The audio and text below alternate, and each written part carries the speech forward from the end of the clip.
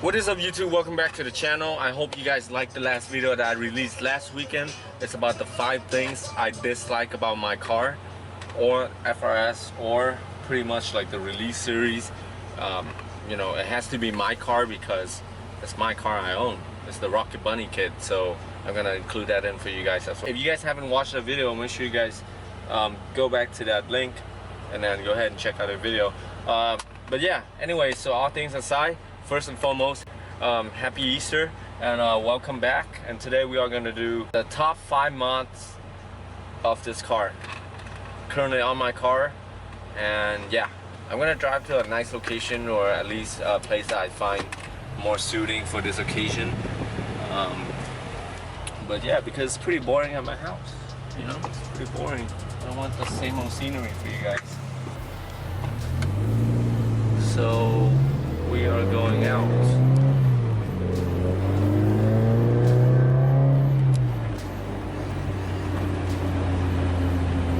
Alright, I'm gonna see you guys in a bit. What is up, YouTube?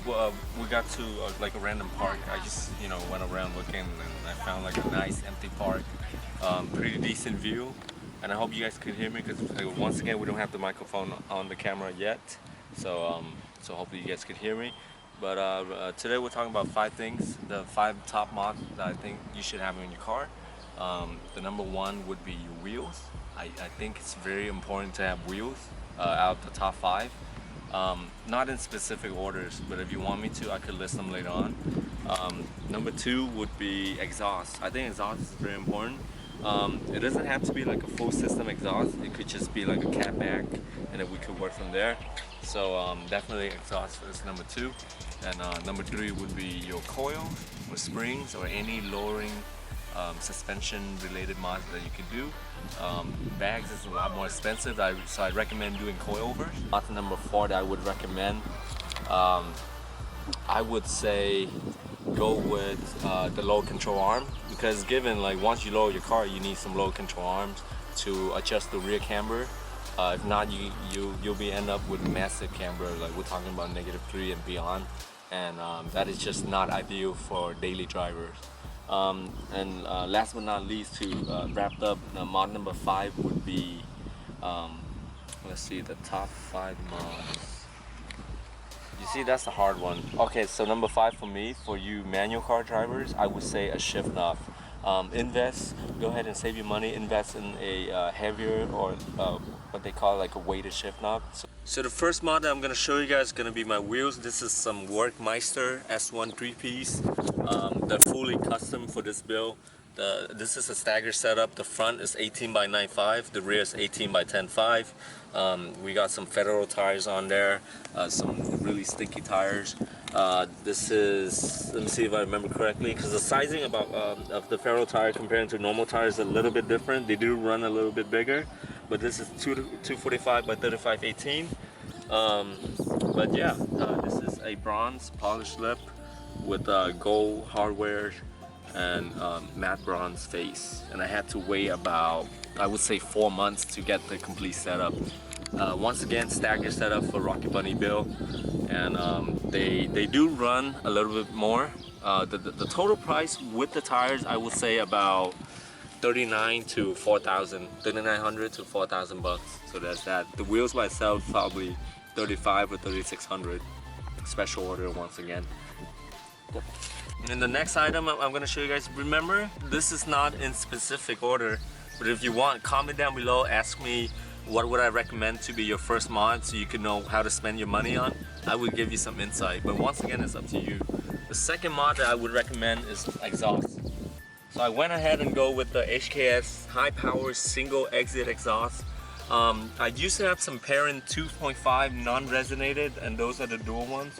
I just feel like, you know what, for the stock body, you need to have dual exhaust. I'd recommend going with the HKS high power single exit exhaust. Why single exit? Because I just love the old school JDM style. We're talking about the Supra, we're talking about the RX-7. Those are like, you know, my pretty top priority cars that I wish to own one day. A lot of you guys might be like, oh, it's pointing to the right, bro, it's not JDM. JDM's supposed to point to the left. Well, put it this way, the reason why I point to the right in JDM, I mean to the left in JDM, was because they're going opposite to the right-hand drive, so it could balance out the weight.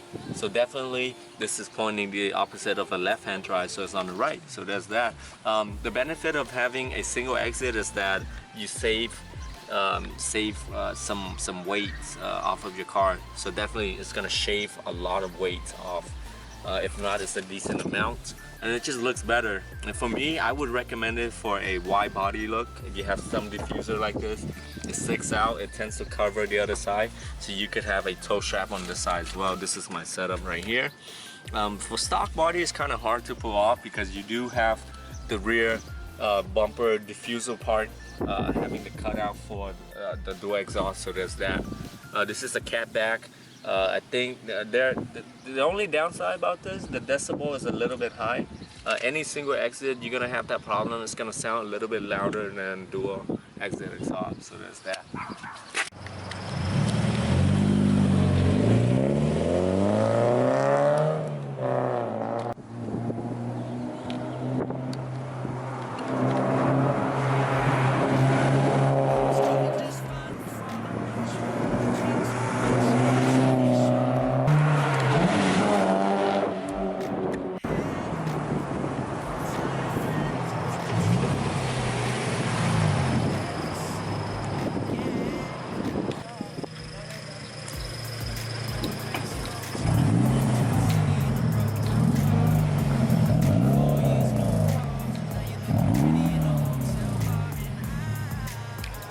A few drive-by for you guys. I believe I have a video regarding the HKS high power single exit exhaust for you guys already, how to install and how it is driving by.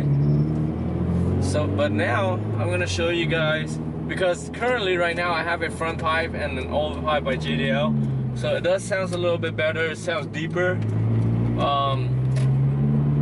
I would say this exhaust is pretty loud inside the cabin. I'm gonna show you guys what it sounds like inside the cabin. I'm currently at second gear right now. We're at about 2,500 RPM. So I'm gonna do a pull right here and you guys can hear and listen to it. It's 4,000. There you go. Third gear. Actually, that was fourth gear. Sorry, that was fourth gear.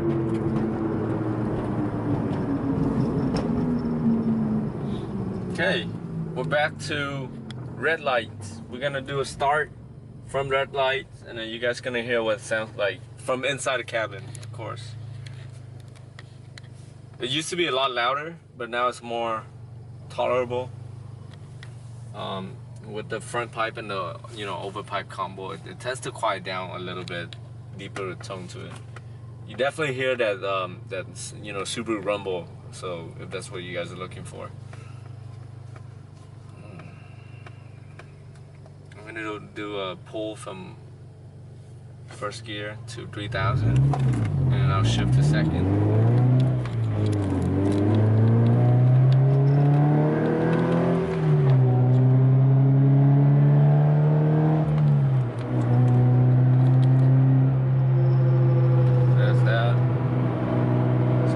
So the next item that I want to show you guys, the next mod I mean, is the Skunk 2 Pro C Coilovers.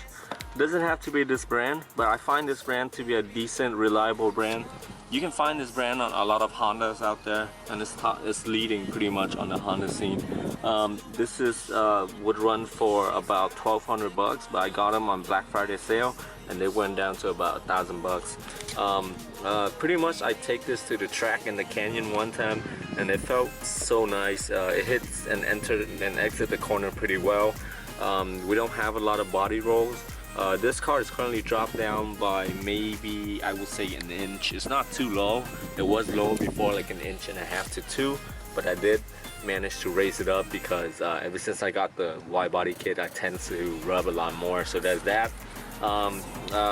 Let's see, what else do we have to talk about. Oh, so having coilovers as one of your first few mods is very reliable and efficient, because if you're going for that low stance look whatsoever, that I would recommend having coilovers over comparing to springs. But if you have money for airbag suspension, go for it by any means. But those would run for about 2 to 3 grand. So I say get yourself a nice coilover system, and you'll be all set to go. This comes with 12 ways adjustable dampening. It comes with the camper plate in the front as well. I'm gonna pop the hood and show you guys in a little bit. I compare this one to my friend's KW, and he got his for about 1800. It's with 800 bucks more, you get the perfect setup, and it feels good for daily as well. With this one, you have the right track setup, but just daily it's a little bit bouncy, but you'll get used to it over time, so there's that. I'm gonna show you guys the camper plate as well as the you know, adjustable dampening, the 12 ways, and it's front and rear as well, so there's that. So this is what we're talking about. The KW coils, the one that runs for about 1800 to 2 grand. That one doesn't come with the camber plate on top, so you have to get that yourself, or you reuse the top hat from the OEM suspension. So for this one, it comes with its own plate. But once again, I do apologize for the wind if you guys hear that. We don't have any microphone yet, so there's that. But this is the camber adjustment. As you guys can see, this is camber right here. This is probably like a negative 1.5, I would say, because 0 is being right here on this bolt, and this is, if you go towards the inside of it, it's negative. Correct me if I'm wrong though, but if you go towards the outside, then it's positive because the tire is going to be sticking in. But yeah, it's about negative 1.5, 1.8, maybe a negative 2. But yeah, I still need to go to get an alignment after my new wheel set that I haven't got a chance to, so that's that. But this right here is the 12 ways adjustable dampening. We got the soft, or you know, the softer side right here, and then the firmness on that side. So do look into that. Dampening is very important for your ride, and that's that.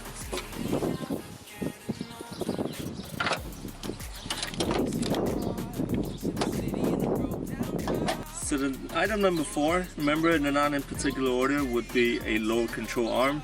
Invest yourself in a nice pair. They would run for, let's say, anywhere between 300 all the way up to 700, 800, it's up to you. But me and my friend got the same one.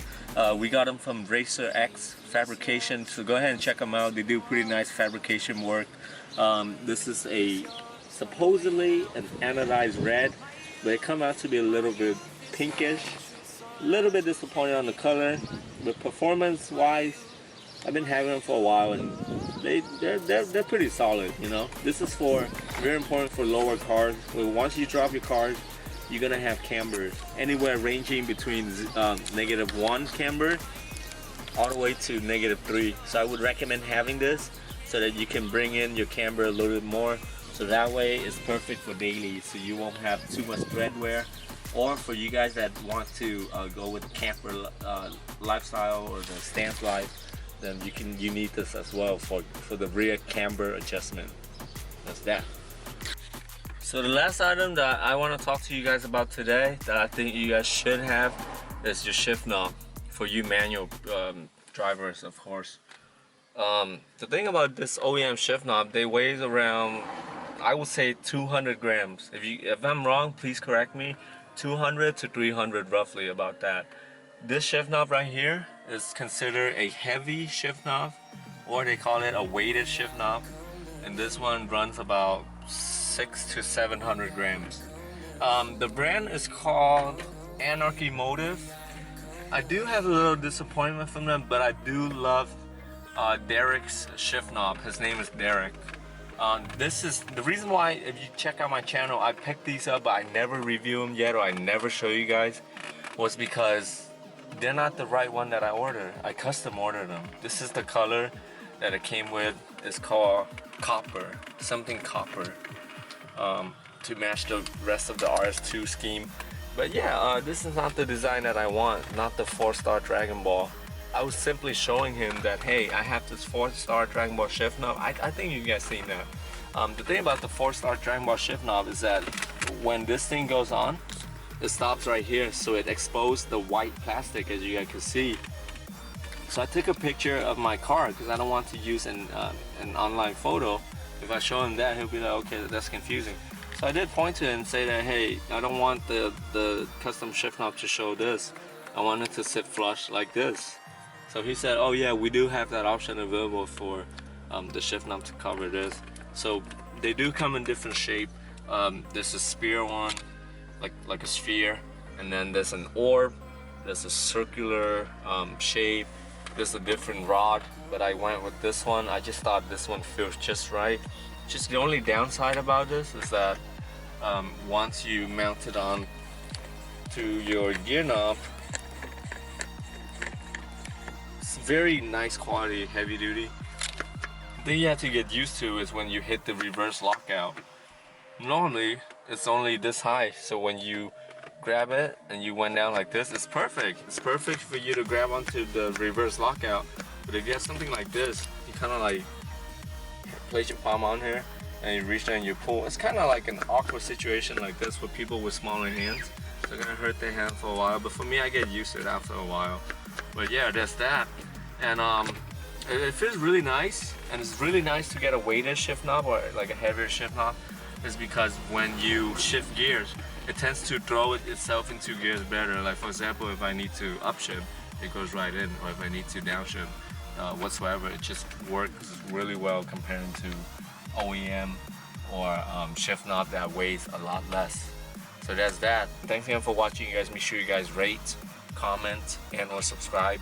Comment down below, and remember, negative comments in any way, sort of form will be blocked. I don't condone this stuff, and there's that. Peace.